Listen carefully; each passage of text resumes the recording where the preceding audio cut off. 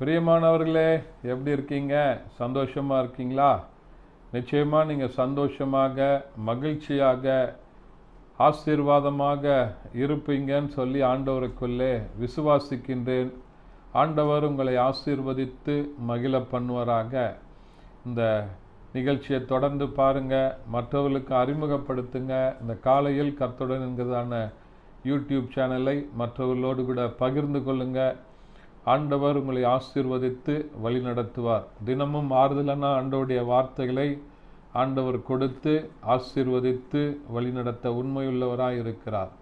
இந்த நாளின் தியானத்திற்கென்று சொல்லி தெரிந்து கொள்ளப்பட்ட வேத பகுதி எபேசியருக்கு எழுதின நிருபம் 5ஆம் அதிகாரம் அதனுடைய 10வது வசனம் இப்படியாய் சொல்லுகிறது.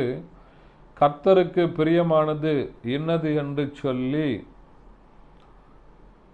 நிதானித்து சோதித்து பாருங்கள் என்று சொல்லி அருமையான பரிசுத்த பவுல் எபேசியருக்கு எழுதும்போது எழுதுகிற அருமையான வார்த்தைகளை பார்க்கிறோம்.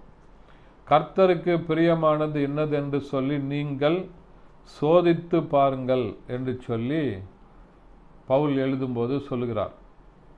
ஆண்டவருக்கு பிரியமான காரியங்கள் என்ன அப்படின்னு சொல்லி நம்ம சோதித்து பார்க்கணுமா. ஒவ்வொரு நாளும் நம்ம டே டு டே லைஃப்பில் பலவிதமான காரியங்களை செய்கிறோம். நமக்கு பிரியமானதை செய்கிறோம். நமக்கு ரொம்ப பிரியமாக இருக்கிறத நம்ம என்ன பண்ணுறோம், செய்கிறோம்.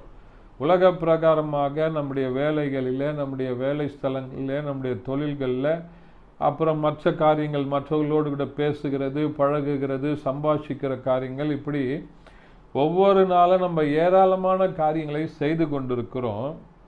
அவைகளெல்லாம் கர்த்தருக்கு பிரியமாய் இருக்கிறதா என்று சொல்லி சோதித்து பாருங்கள் அப்படின்னு சொல்லி பரிசுத்த பவுல் சொல்கிறார். ஏனென்று சொன்னால் அதற்கு முந்தின வசனத்தில் ஆவியின் கனிகள் அவைகளை குறித்து சொல்லப்பட்டிருக்கிறது.